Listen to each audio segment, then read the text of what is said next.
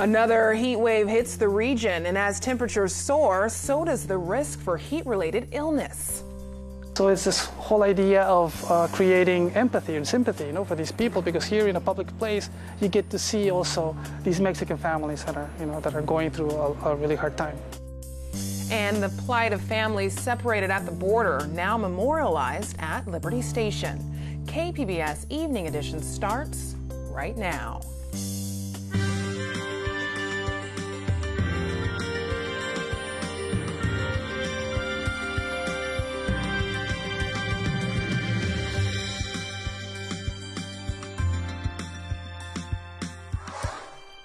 Good evening and thanks for joining us. I'm Ebony Monet. The third heat wave in a month is bearing down on San Diego County and putting people at risk. KPBS health reporter Susan Murphy talked to an emergency room doctor for tips on staying healthy and safe.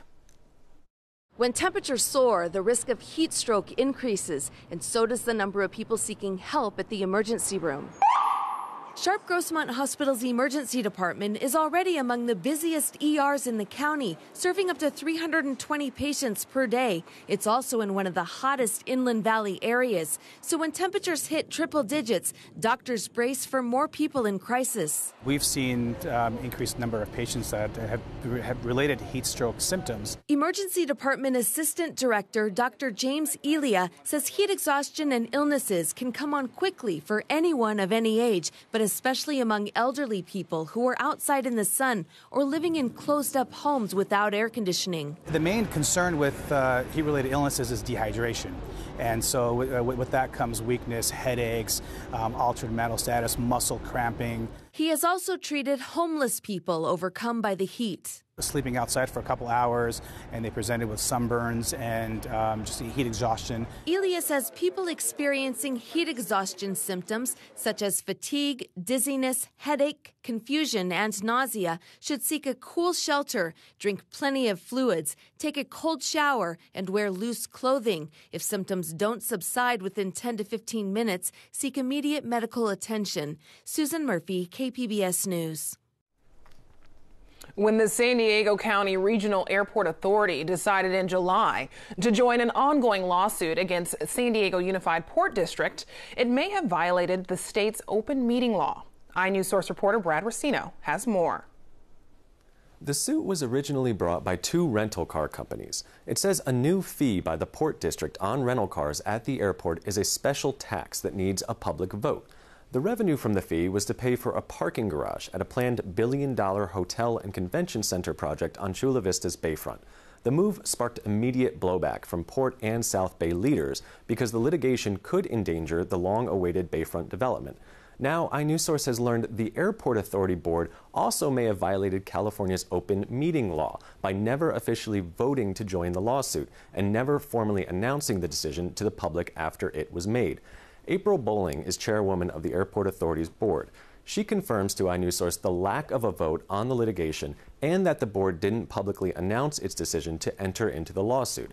She says she didn't see any problem with the action. The executive director of California's First Amendment Coalition, David Snyder, disagrees. He says the airport board's action appears to violate the Brown Act. That's a state law guaranteeing the public's right to attend and participate in meetings of local legislative bodies. It's unclear what, if anything, will happen next. Unless someone brings a lawsuit against the board or the DA steps in, which is unlikely, there will most likely be no repercussions. The airport board has not commented on this story since we first reported it on Friday. For KPBS, I'm iNews Source reporter Brad Racino. For more on this story, go to inewssource.org. iNews Source is an independently funded nonprofit partner of KPBS. California's State Lands Commission is holding a hearing tomorrow night on plans to further decommission the San Onofre nuclear power plant. Southern California Edison is asking the commission if it can dismantle pools where spent nuclear fuel waste was stored. Edison is also asking to leave pipes on the ocean floor in place.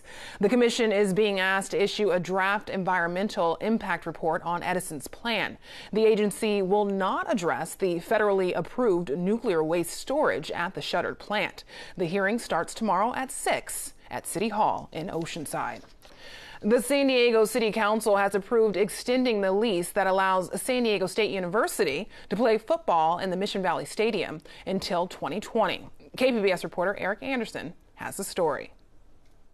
San Diego State University will pay significantly more to play football in Mission Valley after the school got City Council approval for a 2-year extension. But that more expensive lease still falls several $1 million short of what it costs the city to maintain SDCCU Stadium. The university will pay $1.1 million a year rent, and the city will get any revenue and parking fees generated by the school's 7 home games. That came to more than $730,000 last fiscal year.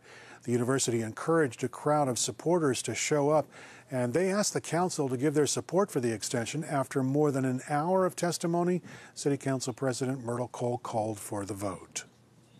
With that, as Rocky Long said, go Aztecs. Let's vote.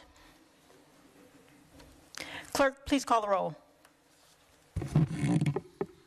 And that passes 6-1 with Councilmember Sherman voting no and Councilmember Ward and Councilmember Kate absent. City Council members also got a verbal commitment from SDSU officials that the university will try to find more revenue-generating events for the site and that the school might consider an admissions policy that's more friendly to local residents. There is a clause in the lease that allows the city to give 60 days notice to cancel the extension if the passage of either measure on the November ballot creates a conflict. A second reading is required before the measure can take effect. Eric Anderson, KPBS News. A parent group says it's suing the city over how trustees are elected to the San Diego Unified School Board.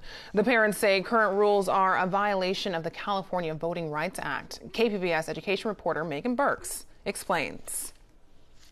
The group, Community Voices for Education, says the current practice of electing trustees in citywide elections is illegal under the act because it impedes the ability of minority communities to elect minority representatives. Community Voices, along with the San Diego County Grand Jury and hundreds of parents, has urged the city to move toward local-only elections for school board members. Instead, the City Council has placed a district-backed measure on the November ballot that would establish term limits. Current board members have pointed out that candidates must pass a local primary to get to the citywide runoff.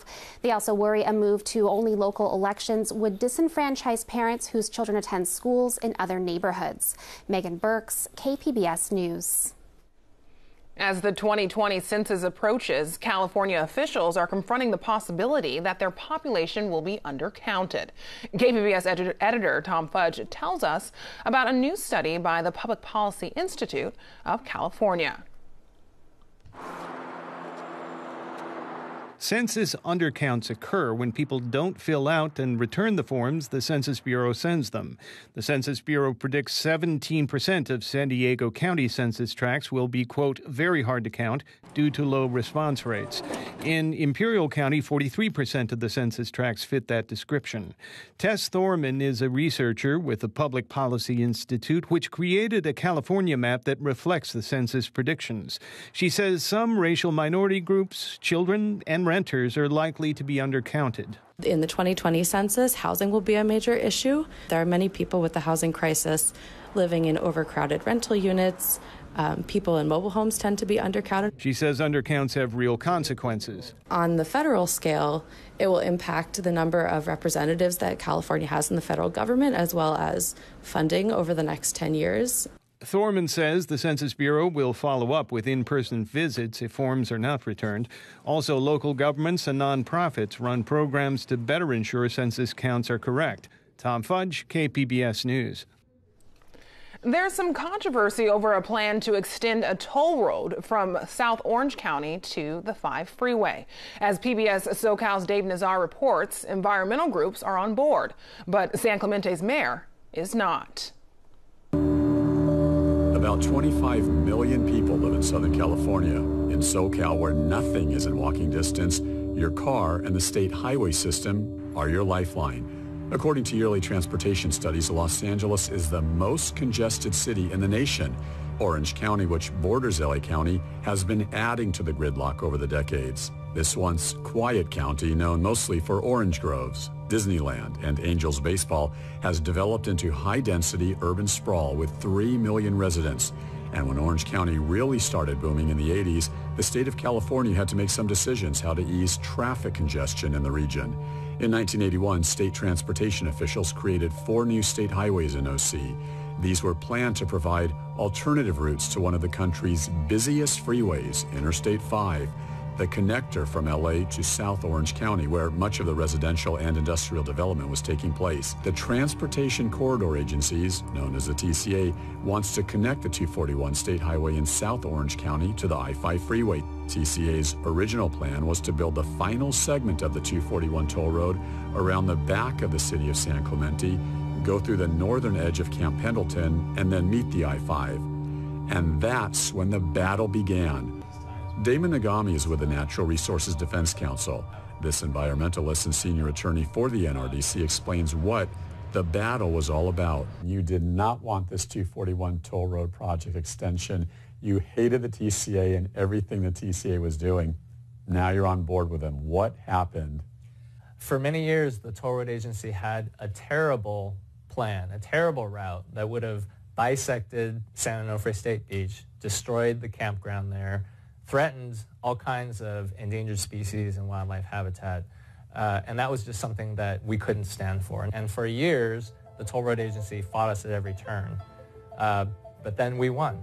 Mike Cramen is the CEO of the TCA. Cramen explains how the Transportation Corridor Agencies reached that win with the environmentalists so the TCA could finally extend the 241 toll road. Your critics and opponents of the 241 extension are saying it was not a settlement agreement. You bought them off to the tune of $30 million, and that's how you got the environmentalists to buy into this. What do you say to that? We have committed to $28 million in a conservation fund, which will allow us to then identify mitigation projects in the San Mateo watershed as a preference, but also the adjacent watersheds as well. And that is totally in the control of this agency as far as what those projects are, how those funds are expended.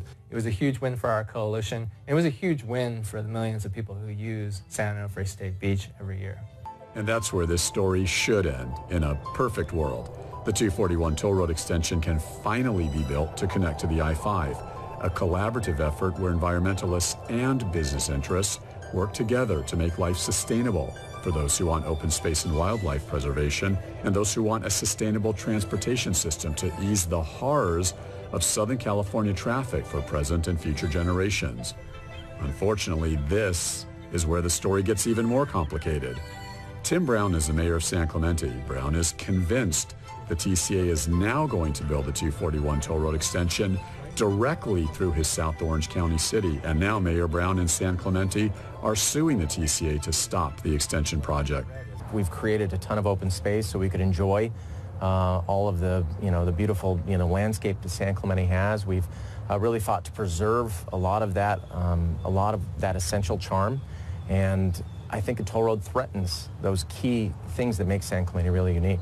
We find ourselves looking at a 4-lane highway coming through the middle of our community. And I think that, whatever the position is here, I think the residents of San Clemente would just appreciate some direct honesty.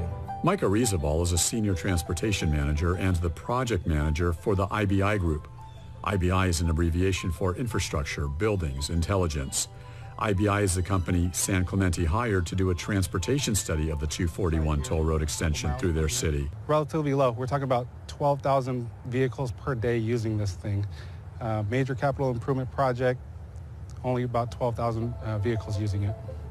In other words, Arizabal says there is basically no demand for the 241 extension due to what he says is an extremely low volume of cars expected to use the toll road for the next 20-plus years. TCA's Mike Cramen disagrees. Cramen insists the congestion is much worse than what Arizabal is claiming. The villain here is traffic.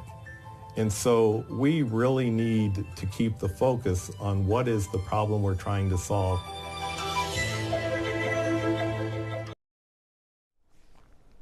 That was part of a report from the program Sustaining California. You can see the full show at pbssocal.org. The Japanese city of Hiroshima marked 73 years today since the U.S. dropped an atomic bomb that killed 140,000 people.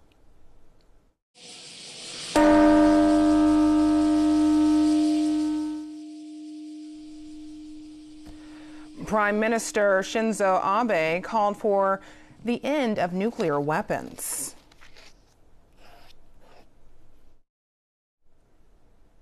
Schifrin. Tonight on the NewsHour, we talk with President Trump's National Security Advisor, John Bolton. Coming up at 7, right after Evening Edition on KPBS.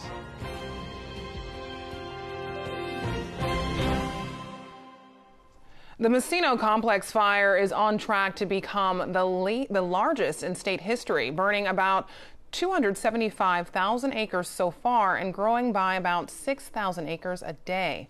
In total, more than 620,000 acres have burned in the state since January, about 3 times the acreage burned in 2017, which was considered a bad fire year. An excessive heat warning in effect today for all of Southern California. How long will this hot, dry weather stick around? Erin Calandra has the forecast. Well, happy Monday to you. I hope your day is going okay, and I hope that you are staying nice and cool because we do have heat advisories, warnings, and watches out here for San Diego County. You're under an excessive heat warning, and that means that the temperatures, they're rising, and it can be pretty dangerous outside, especially for the elderly, for young children, for pets, and for people who work outdoors. We have a lot of fires burning in California. Right now, 17 of them. Over 600,000 acres of land have been burned. There are thousands of firefighters who are trying to battle these blazes, and they're getting help from people from at least 17 states. So that means much of the state is very hazy. We have a lot of smoke, a lot of dust in the air, so bad air quality, especially in the valleys like Bakersfield, Fresno, places like that. But for us, well, it's going to be pretty quiet. There's nothing on the radar. We could use the rain. We're not going to see it. Borrego Springs tonight at 81 degrees, Mount Laguna 66, and San Diego at 72. Our high should be 75 this time of year. So at 72, it's going to be a warm night. That tells you we are certainly under a warm spell. It's going to be humid too, so it's going to feel a bit warmer than that. And we're going to see dangerous heat through Tuesday. In fact, we are expecting to see record-breaking and record-challenging temperatures. In Ramona, 98 degrees, Oceanside 87, Mount Laguna 89, and in San Diego 87 degrees. Here are the records. San Diego, we're going to tie that one from 1983. Again, this is tomorrow. Chula Vista, we're going to get close. We're actually going to break it in Chula Vista. The record's 85, will reach 87, and we're getting close in Ramona, Alpine, Campo. It's going to get close, 1970. That's when that record is in place. So the story is stay cool, stay safe. Make sure you're checking on the elderly, the kiddos, and the pets. And we're going to stay in this pattern here. In fact, it's going to be a bit rough for the oceans. We have that hurricane far out in the Pacific that's creating some rough seas, but it's going to be hot and dry along the coast. The interior areas hot in the 90s and sunny. In the mountains, it's going to be pretty nice actually. Friday and Saturday we could see a couple of showers and storms, and that's the case for the deserts where it's going to be triple digits, but with those showers and storms that could feel pretty nice. Ebony, back to you. A psychology professor in Texas is studying how good we are at detecting fake IDs in hopes her research can improve employee training at government agencies such as the TSA and Border Patrol. Here's tonight's SciTech report. Most of the research that deals with algorithms or training a computer how to recognize faces are moving at incredible rates. The idea that we can look at our iPhones and it can detect our information, or they can have drones that look at surveillance and say this is the person who they think it is, doesn't necessarily speak to all the human observers who have to perform this task on a day-to-day basis. So cognitive psychology actually can contribute to that process by saying humans will and always probably will perform these types of tasks where they have to authenticate identities in person. Computers are very expensive. They'll likely never replace humans exclusively. And even more importantly than that, we have thousands and thousands of people in places of national and international security performing this task right now, and there is no real future for them to be replaced by computers altogether. So to say that we need to have research that deals with the computer side of things is absolutely important. We deal with faces all the time. We as humans think we're really good at recognizing faces, so I think it's really important to kind of explore this topic and see, are we experts at recognizing faces? If so, why are we? What about it? If not, what can we do, to make ourselves better, like who is and who is? So it's really interesting. Most of what the training entails is actually, is this card authentic? So does this card have the right security strip?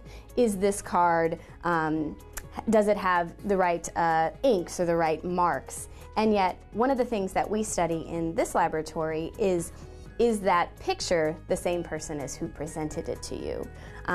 It's not uncommon to find that people can switch IDs, so they may have gotten it from a legitimate source, and yet it does not belong to them. And so what my research focuses on is individuals' ability to recognize the face that's on the card, not just whether or not the ID is authentic. So the typical participant actually sits in front of a computer and is first instructed on how to perform the series of tasks. So this represents one of our sets of instructions, and just briefly, it tells them you're going to be presented with two different pictures. What your task is to determine whether or not they represent the same person. If they do, then you're going to give a high value between 4 and 6 to indicate a high degree of confidence that the answer would be yes. But if you think that they don't, and that would be a mismatch, then you're going to give a low value between 1 and 3. In this instance, these actually are the same person if you look closely, although she looks kind of different. The pictures are taken at least a year apart, so that way it represents a little bit more of what the real world would see in terms of variability. So if Jasmine makes any choice between 1 and 6, here she accepted an authentic ID, so she's being given feedback on her correct response. And if she presses spacebar, she'll be given the next task. This is an instance of a mismatch. So if you look closely, you would see that those are actually two different individuals. Although in a real world situation, one could probably pass his ID to the other and someone may or may not notice it. So we actually compare performance on these types of trials where it's not actually a matching identity with the ones that we saw previously that were matching identities to get a sense of people's accuracy under different sets of circumstances. I think it's good to know, have science to prove that if we are good at this task, so we know, hey, border security and what they're doing is good. It's also good to know, are we doing this wrong? If so, what can we do to improve, or what are we not doing that needs to be fixed? I think everyone has something to gain when we focus our attention on the safety of whether you're talking about your city or your state or your country or international kind of considerations. And if this presents a threat, if presenting a fake ID is a way that someone could gain access to a place that they're not supposed to be, and that kind of perhaps threatens the safety of everyone, then what I hope to do is contribute even a small piece to making us all a little safer. And here at Texas A&M San Antonio, ultimately what it would be great to find is ways to increase security, increase protocols, increase training, and just make everyone a little bit safer. You can see more stories like that one online at scitechnow.org. A Tijuana artist is trying to raise awareness about the Trump administration's family separations in San Diego. He's painting murals at the Art District Liberty Station. KPBS immigration reporter Jean Guerrero has the story. A lot of my work has been focused on the issues of the border. Hugo Crossweight is painting Mexican families on the beige walls of the Arts District Liberty Station. A woman clutching her son. Families behind bars, separated. A San Diego federal judge ordered a stop to the separation of immigrant families, but hundreds have yet to be reunified. That includes more than 400 parents who were removed from the U.S. without their children. The murals, Crossway says, are meant to raise awareness about their ongoing plight. So it's this whole idea of creating empathy and sympathy, for these people, because here in a public place, you get to see also these Mexican families that are going through a really hard time. He'll be painting through August 17th at Barracks 14 and says he is welcome to receiving input from passersby to influence his art. Crossway was one of 6 artists selected for temporary exhibits at the Arts District Liberty Station by the NTC Foundation. Jean Guerrero, KPBS News. Now here's a look at what we're working on for tomorrow in the KPBS newsroom.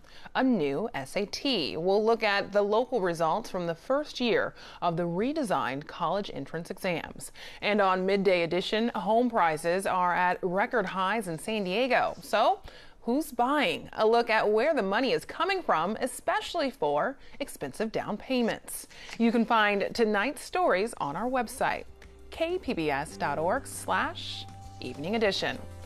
Thanks for joining us. Have a great night.